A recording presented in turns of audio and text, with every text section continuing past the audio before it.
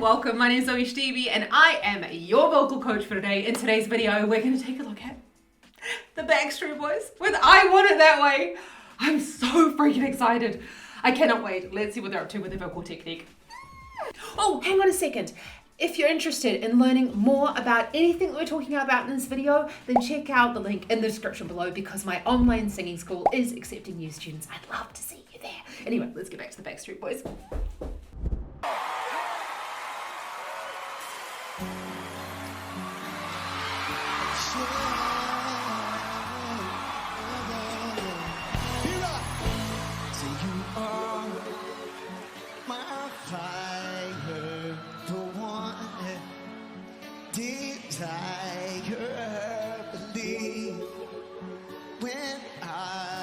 Help me out. Hallelujah. When we are two worlds. Okay. We have to give it to him. That, do you know what? I feel like I'm not a fan because I can't remember their names. I know that's Nick. He's the blonde one. Brian, right? Yes, Brian. I was never a Brian fan. Sorry. I was definitely always a Nick fan.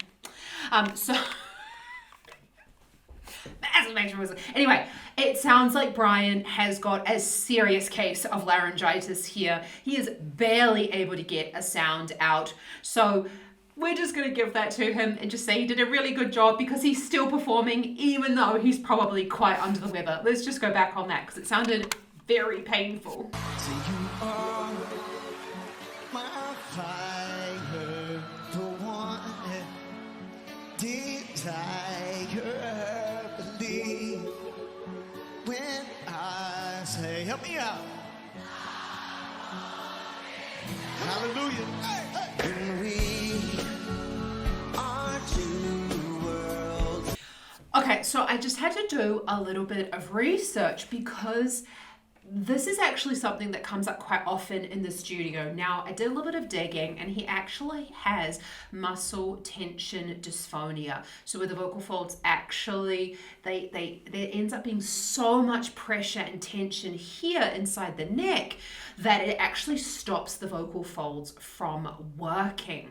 So I am going to speak a little bit more on this in the end part of this video, and we'll take a look at an interview that I found where Brian talks a little bit about the problem that he has.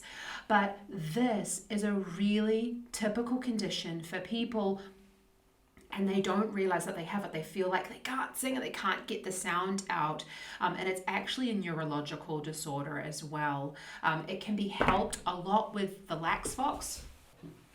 So using these tubes is just one of the ways, along with help, obviously with a medical professional. This is one of the ways that you can really help with muscle tension dysphonia if you feel like your throat is closing up when you are singing. So we'll talk about the muscle tension dysphonia at the end. I've also had spouts and have issues with this as well. So I totally sympathize with him. He does not have a cold. So let's just keep on going because there's nothing he can do about that condition. Two worlds apart. I can't reach to your heart when you say that I want it that way. I felt like he was like really talking to me in that moment. It's just, I love the Backstreet Boys, still do, and I'm not ashamed to admit it. I feel like I even just want to go like get changed into my t-shirt, but it's actually in the wash because I wear it on a very regular basis. But anyone who's on my channel often enough will see that. So we've got a thicker vocal fold sound there, which is the chest voice. We are but ba ba da da. It's almost like he's speaking on pitch. We've got a little bit of crackle coming in there in Nick's voice, but like let's just remember, they are not 17, 18, 20 years old anymore. They are older gentlemen singing these songs in the keys that they used to sing them in. So, you know, let's just give it to them. They're gonna, and honestly, I saw them live a couple of years ago. They're still on point when they're performing.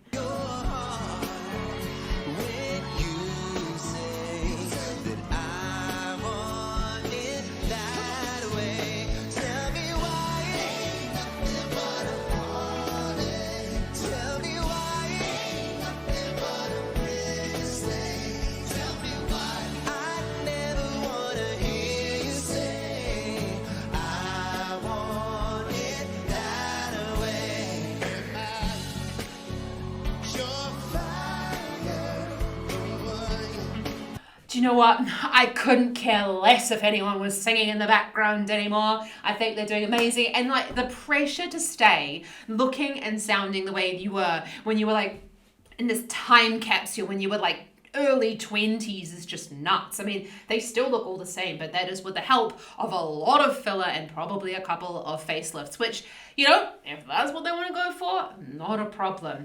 Fantastic sound there. We're hearing from Nick, as I said, we are got a little bit of that crackle coming in. That can sometimes come in from a little bit too much pressure going on to the vocal folds themselves. I actually was speaking with a student yesterday about exactly this issue, feeling like the throat was tightening up. You are my fire. And sometimes when we kind of give too much into the sound, we can really press those vocal folds together and it creates a little bit of that crackle. So as long as he's happy to sing that way and he really likes the sound, it doesn't matter. Just need to watch, is it causing any discomfort? So if you cough, scratch, or feel this like discomfort here in the throat, then stop and try maybe a little bit quietly and see how much pressure you got going on here. I want it that way. Your fire, desires. I know it's too late, but I want it that way. Tell me why it ain't nothing but a heart. Tell me why.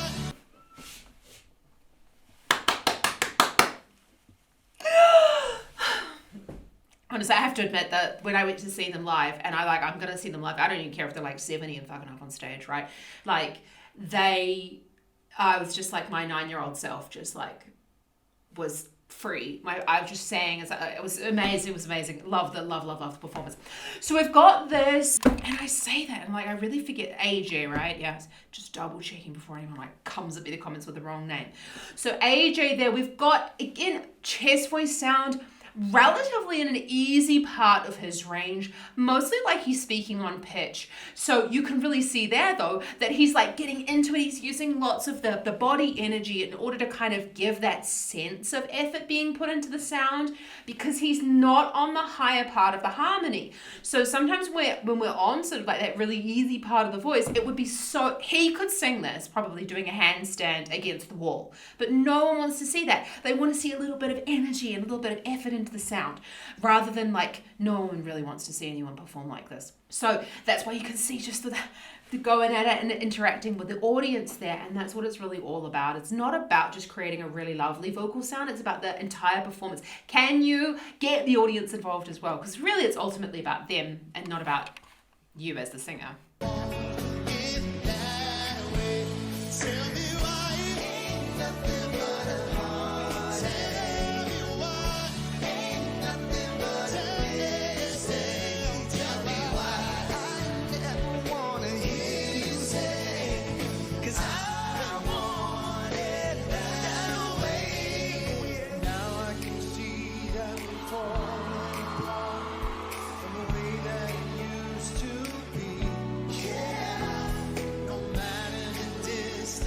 I want you to know that deep down inside of me, you are my fire. He has his moment. He has his moment there, little Howie. Oh no, I couldn't even remember like who sung like which. I know their voices, but you just listen to the song so many times. So we've got to go back there. I love that even with Brian's vocal troubles, he's still in the band, he's still part of the group, it's still a togetherness thing, and I really, really love that, because I don't think they could have really replaced him, because he was one of the best singers out of the group, but I just really love that, he still got his solo, they didn't take it away from him, like, amazing, and amazing from them as well, like, because, like, muscle tension dysphonia aside or what, like, he does not sound good when he's singing that. So, they could have easily just given the solos to someone else, but I really, really love that they've kept him in there, because the solos are only short. I'm like, what the fuck? Why cut him out? I mean, like, Jesus Christ, they make so much money out of this. why not like let him have his couple of solos? They've had like their heyday. And honestly, the Backstreet Boys, I feel like, could like tour the world 3 times and like they sell out stadiums no matter where they go. So what we've got there, let's just go back on that little section there.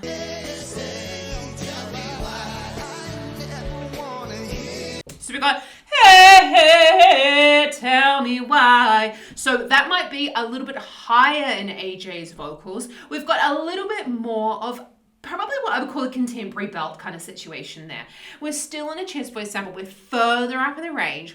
You can see the mouth is opening a little bit wider. Hey, hey, hey. Tongue is in a forward position. And that's going to help us to access that belt sound. But the reason why his belt is sitting so good is because his chest voice is sitting like mwah. So if you want to improve your vocal technique, you really, really, really must start with finding your chest voice. It's really where the power comes from. So check out my free singing lesson in the description below.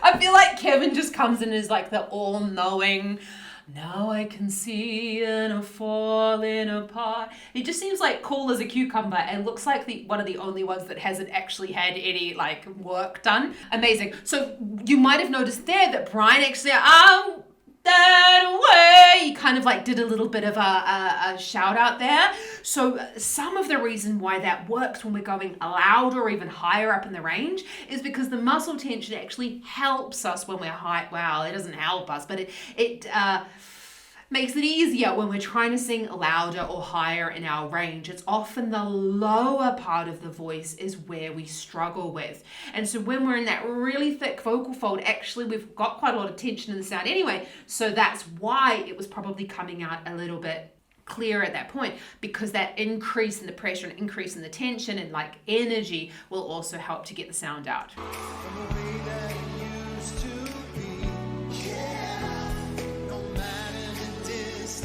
I want you to know that deep down inside of me, you are my fire. I wasn't sure who was singing there actually, because I feel like AJ was kind of like going for it, but I feel like that was still Kevin singing, right? Like, let me know in the comments.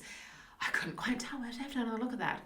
So we saw AJ really going for it, but again, I didn't really hear his sound coming across over. We've got this really, really lovely version of all the different timbres that we can have in voices, and timbre is the color of the sound. So we saw that, now you can see that you're falling apart, with Kevin there, a little bit more of the sob going on. We've got the larynx tilting forward to make it sound more sung, and it doesn't sound like that, now you can see that you're falling apart. It's in the same sound in the same part of the range as the other singers are singing, but this is just sounding a little bit more sobby. You could almost say a little bit more classical on the side of the technique, because we've got that sob coming in, we've got slightly longer vowels coming in. I say classical because it's still absolutely legitimate in a pop setting, but it's just a little bit softer and we don't have a lot of that pressure. It's a little bit thinner on the vocal folds, yeah?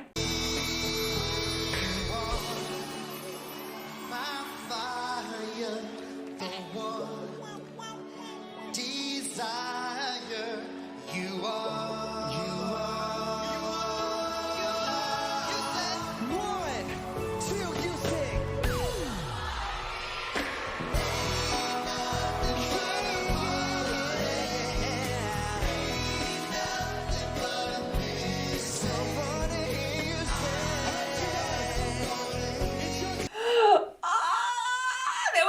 Amazing to be like in the front row of this even just for one song. Okay, so we had Howie coming out there. You could hear a little bit of kind of the same thing going on as what was going on with Brian. A little bit of the vocal folds kind of almost pressurized when they were coming together there.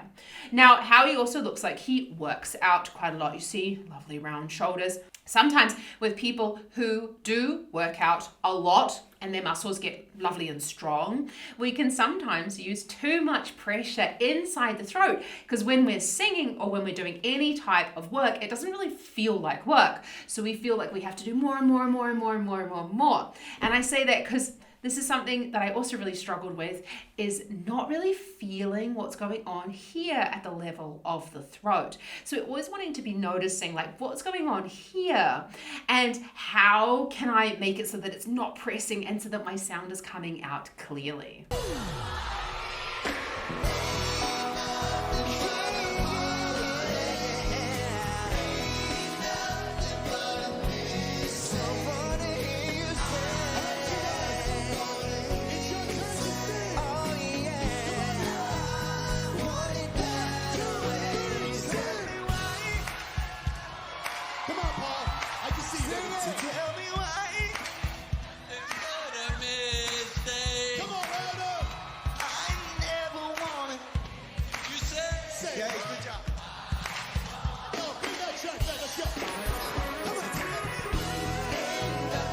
Okay, that was a really terrible version of one of those. Like you probably couldn't, you know, there's so many people. You could have gone to Maya in the front row. She's an absolutely amazing singer. It's funny, isn't it, when those things backfire? But it's nice to see that, like, even really, really famous people, it backfires on them as well. Again, we'll talk a little bit about the muscle tension dysphonia a little bit later in the video, because it's quite common. It's way more common than you think, and you might not realize what's going on and the signs that are kind of pointing towards muscle tension dysphonia. So what we had there, actually, you can see that AJ's obviously like, where is he in the harmony? Ain't nothing but a heartache. I think he's up there on the high. Yeah, he's singing that ain't nothing but a heartache. So what we've got there is a little bit more about, you can see that the shoulders are going back and down, a little bit more of this trumpet shape there. As we said before, you can see he's really working, and that is just totally normal when we're working up in that top part of the belt range. We really want to make sure that it's clean, to not make sure that it's getting all distorted and pressed like we're kind of hearing a little bit from the other singers.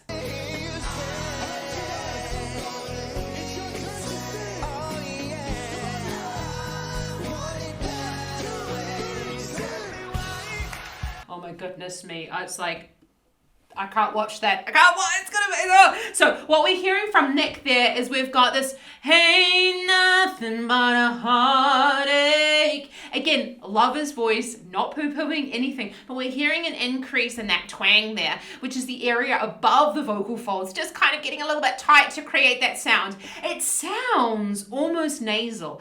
But we would only know if it's nasal if we were actually to go up there and like pinch his nose. So we can't say if it is or not. If you like that sound, fine. If you don't like that sound, also fine. It's totally your choice. But twang can either bring on that nasal sound or it doesn't have to bring on that nasal sound. Because often when we bring on the twang, we tighten other muscles at the top of the throat, which can make it sound even more nasally, even though it's not necessarily nasal. I can see you. Tell me why. Come on, round up. I never wanted. You say. Yeah, good job. Oh, bring that track back. Let's go. Come on. Ain't nothing but a heartache. Ain't nothing but a mistake. Tell me why. Oh, yeah, you say I want it that way. 'Cause I want it that way. Thank you, SNL. So what we've got there is we've got this most fantastic, like lovely breathy, I want it that way. And he's gone into this breathy sound, even in the way, and gone down a little bit into that sound. I really like that as well. But honestly, if I'm 100% honest, I really think that Brian should have left a lot of those riffs and runs at the end. I get that it's like so in your soul that you kind of like feel like you have to do it. It didn't really add anything. I love that he has been a part of it and has been allowed to have these sections of his songs to sing, but I just really thought that he should have left it out. Yeah, these things happen. So we said that we're going to talk a little bit about like muscle tension dysphonia. So let's just watch a little clip of Brian talking about his muscle tension dysphonia and how it presents itself. Help? What's the status of it? That's a good question. The status is it's an ongoing issue. I've been dealing with it ever since probably midway through the Backstreet Boys New Kids on the Block tour. So I'm going to go back like maybe 4 years? Three and a half, 4 years. That's when the symptoms kind of came up. It's called vocal tension dysphonia, where the muscles around my vocal cords kind of strangle me in a way. Blocks the airflow. It doesn't, just like that, it doesn't allow your vocal cords to work properly like they should. There's also another additional thing on top of that. It's called dystonia, which is a neurological signal that your brain sends to your voice to work. Well, that's what I was going to ask. Is it kind of a stress-induced kind of thing? It's all that, yeah. Okay, so basically, what he's talking about there is when we have an issue where the vocal folds, like you said, a muscle dystonia, where the vocal folds actually stop moving. And unfortunately, this is a condition that affects a lot of people. This is also something that comes in, you might have heard this happens sometimes in highly professional athletes as well, and actually people that work at the top of their levels in a lot of different areas. And what ends up happening is the muscles kind of give out, and they don't work like they used to, because we don't really know why, but a lot of it talks about overuse as well. But basically what you just saw there in the clip, where the vocal folds involuntarily start to close around the throat, or they start to close off the airway. So this is different. So the muscle dystonia, the voice dystonia is the signal coming from the brain to the vocal folds, like he just explained. But muscle tension dysphonia is also something that can affect a large range of people. And that could come down to things that you usually are able to sing that you're now struggling to sing. If you, for example, hold your handbag on one side and you might experience tension on the other side because you're trying to overcompensate for that side. So I would say, swap your handbag from both, either side of your shoulder, or take a backpack. That's always my option, because it does really affect my singing when I carry a handbag or something in one hand for a long period of time. But you might also experience this as maybe when we're doing the siren sing, not being able to hit those notes that you used to be able to sing, or having a feeling of not being able to even produce volume and getting fatigued in your voice quite quickly. They're all signs of a bit of muscle tension. They could be a sign of like a lot of things, but all of these things combined, where you're usually able to hit it and then you're not able to, is often a sign of muscle tension dysphonia. So if you are experiencing symptoms over a long period of time, so say after sickness, you want to make sure that you're giving it maybe 3 or 4 weeks, and then if the symptoms consistently, like if they persist for another 4 or 5 weeks, then I'd really suggest that you do consult a medical professional about the symptoms that are going on, because although muscle tension dysphonia is very hard to diagnose, they will have a look at your voice through your nose with a camera and have a look at the voice and have a look at the muscles pressing on the larynx itself. So that's just a little bit on him, and I feel really sorry for him, because that's really terrible. I do really love that he is still working, but it just must be heartbreaking for him, just like we saw with Celine Dion, with her disease of the nerve endings. It's just absolutely awful. The muscle spasms. It's just absolutely awful with people who obviously love it so much and they're doing it for their lives, and then they suffer from this condition. So anyway, on a more happier note, the Backstreet Boys! Love them. Let me know if you want me to have a look at the Backstreet Boys for my brand new series, Then and Now, where I take a look at artists then and take a look at what they're doing now with their vocal technique. Let me know if I should add them to the list. If you've enjoyed this video and you're like, I really want to learn whatever you're talking about in there, we've got the twang, we've got the chest voice, we're talking about going into some belt, then check out the link in the description below, because my online singing school, the Vocal Academy, is accepting new students as well as an application for one-to-one singing lessons. I will only be taking on a handful of people this year, so please check out the links below. Remember, subscribe to the channel so that we can hang out more often. I'd love to see you here, and have an awesome rest of your day. Just remember that anyone can learn to sing. You just have to be given the tools, and that's what I'm here for, to give you the tools so that you don't need me eventually, and you can go and sing your hearts out there. Have an awesome rest of your day, and happy singing. Ka kite ano. Mwah. Bye.